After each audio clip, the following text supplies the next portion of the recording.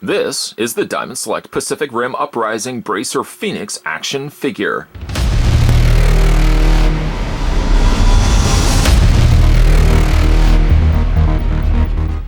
A Mark V brute that can still run with the 6s, Bracer Phoenix shoots from the chest with a centrifugal vortex cannon that's as spectacular as it is deadly. This action figure features approximately 16 points of articulation and was sculpted by Big Shot Toy Works.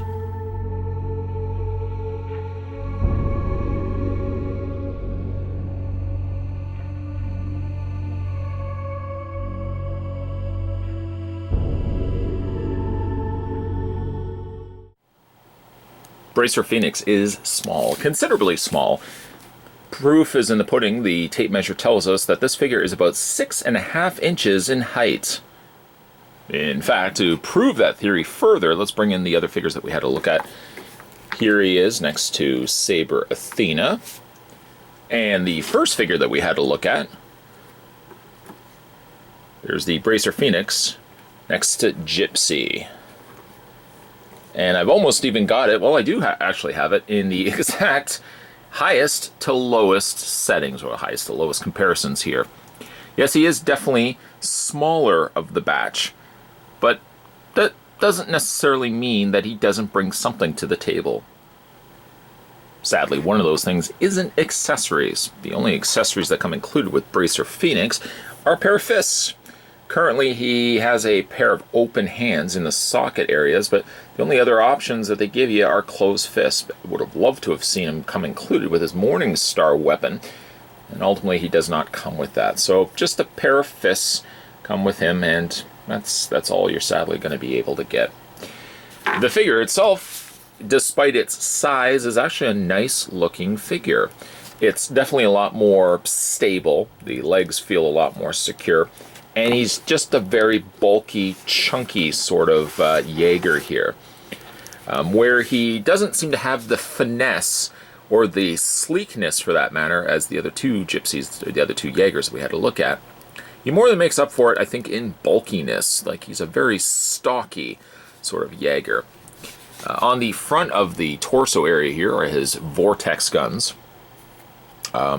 They are not movable. There's not something that you can actually retract or extend.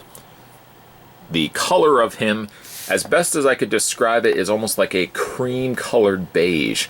Amongst that is still little roughened up areas of like a darker color as well as a silver. In fact, it looks like actually like the coloring of the Jaeger here is a dark color, and they simply have brushed a wet or dry brush of the beige color over top of that, as you can probably see here, especially on the sides. So in fact, it could maybe be closer to being, well, in fact, it could be the same color as this, the kind of gunmetal silver color as the base, and then they've washed over top of it this cream color. He's a nice looking mech. He doesn't seem to have as much the pizzazz as the other two figures, where I really did like the designs of those. I feel specifically with Bracer Phoenix, he's kind of just a more militaristic sort of design character. As for his head sculpt, if you would like to call it a head sculpt, it's very unique, and I was trying my best to try to place where I've seen the head sculpt. It almost kind of reminds me like a mouth happening here and a giant smile. Part of me also thinks it looks a little bit like RoboCop 2. Not quite, but very similar looking aspects to it. Very broad shoulders make up the majority of him. Very broad arms and very broad legs. Again, he's a very stocky, very chunky looking Jaeger of the ones that we've looked at here.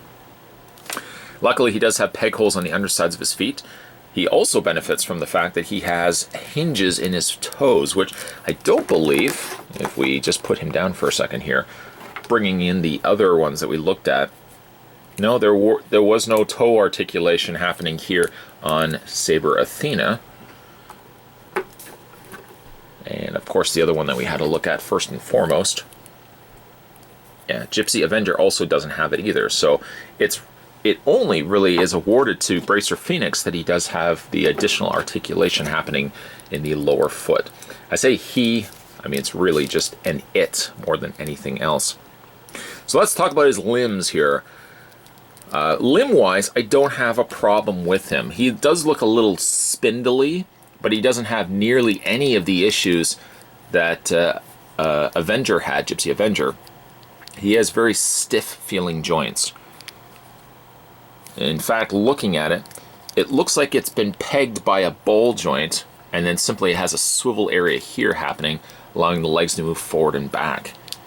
He doesn't feel loose. I don't feel like any of the limbs are loose at all, especially like the arms.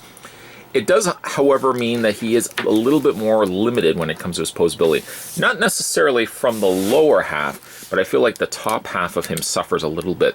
And that's more chalked up to the design of him, and not necessarily on the part of Diamond Select, because, again, they're basing it from the design of the movie. For his posability, his head, well, let's start with his arms. His arms are probably the more limited of the articulation. Due to these very large shoulder pads up at the top here, these guards almost limit the range of motion, especially moving the arms out, where you start really experiencing the limitations, unfortunately, when it comes to this character's arms. His arms can move forward quite considerably, but they struggle when you start moving the arms further back. And rotating the arms all the way around, again, the ability is there, but a lot of it does feel like limited. Let me also bring your attention to something actually I wanted to talk about, and conveniently timed the way that it was. I want to show you how everything is pegged into place. These arms specifically, the peg attaches to the inner socket. So this actually works out quite well for me to demonstrate what I'm talking about here. I do feel, because of the way they peg them into place, the peg rather being, well, the peg is on a hinge. It's basically rotates back and forth this way, but the peg hole faces only down. So it's not that the arm is difficult to get back into its socket, but it does mean when you do any sort of considerable movement, especially forward, the arms do want to pop out. They're not broken. It's just that that peg right there fits only on a downward angle, if that makes any sense whatsoever. The arms have a hinge back and forth, but it seems very limited by how much motion you can move them back and forward. The hands rotate all the way around, and a hinge back and forth happening there. Upper torso ball joint. Oh, and also, it has the same ball joint happening in the shoulders that we looked at with the other two Jaegers. Upper torso ball joint, even though it kind of works favoring more a hinge than it does a ball joint, doesn't have a lower swivel or anything happening in the waist section.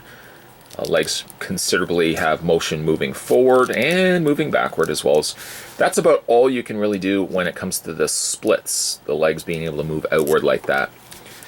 It's rather interesting, as he does have almost like I'm trying to think of like a mech walker, where it's got the hinge, but it works opposite. It actually hinges this way instead of hinging forward. And then it's got a secondary hinge happening kind of where the calf area here attaches to the knee. You've got that secondary hinge happening there. So you've got articulation, but the articulation actually favors it being bent this way rather than the front section here. You can still extend the legs, but the legs, as I've noticed, if you bring them forward, the universal joints here seem to sit a little looser. So a lot of times he does feel a little bit like he's going to lean forward, which he so happened to do right there. The feet rotate all the way around, and as we had already discussed, he's got toe articulation, or the equivalent to toe articulation happening right there.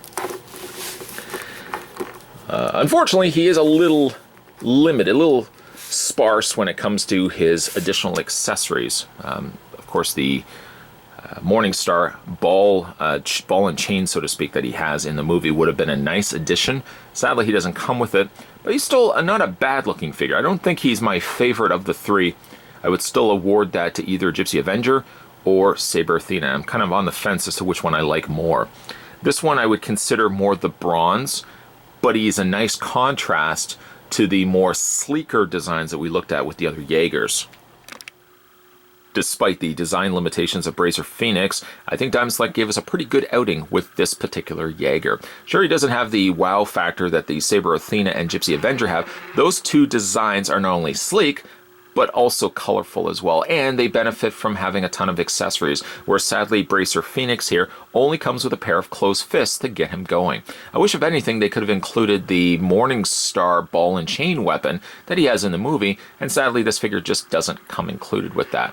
The paint scheme keeps to a rather bland color scheme, color palette, consisting of silvers and this cream color that basically makes up the majority of his body.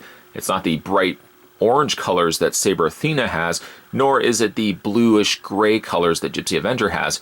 But I think for whatever limitations this guy seems to have, and based on final looks here, I think he is interesting in the sense that he is so drastically different from the others. The others are tall, slender, and sleek. Bracer Phoenix, on the other hand, is shorter, squatter, and a little bit more of a ground and pound than anything else. I do like the design. It's not my favorite, but I appreciate the fact that there's so drastic design changes from one Jaeger to the other that it's neat to see that different companies would have worked on these Jaegers, and therefore their designs are drastically different from one another as well. So I don't think that this one is necessarily a pass.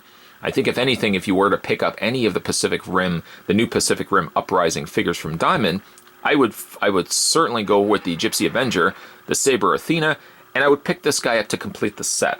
Again, it's taking nothing away from the figure. I love this figure, but I don't think he's as fun or as bright and colorful as the other two. But at the very least, again, the limitations that describing this guy in final looks is basically saying, it also benefits this figure as well, because again, he is so drastically different than the other two that we had to look at.